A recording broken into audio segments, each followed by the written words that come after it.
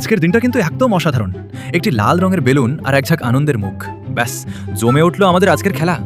দেখুন দেখুন, ফু দিয়ে বেলুন ফোলানোর এই মিশনটি কিন্তু মোটেও সহজ নয়। কিন্তু সাহস দেখেছ?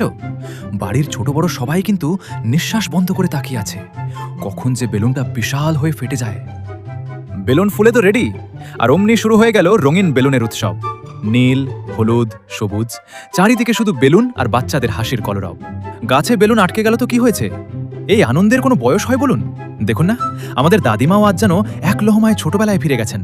হাত উঁচিয়ে বেলুন ছোঁয়ার এই মিষ্টি প্রতিযোগিতা আর হাসি মুখগুলোই তো জীবনের সবচেয়ে সুন্দর মুহূর্ত, তাই না? এদিকে আবার শুরু হলো ফাটানোর প্রতিযোগিতা। টেনশন একেবারে চরমে। ৩, ২, ১ আর কাশ! জয়ের আনন্দে একবারে হাত তুলে হুড়োহুড়ি। একেই বলে আসল পারিবারিক আনন্দ। এমনকি এই পুচকে সোনাটিও নিজের ছোট্ট হাতে লাল বেলুন নিয়ে খেলার আনন্দের ভাগিদার হতে বাদ যায়নি।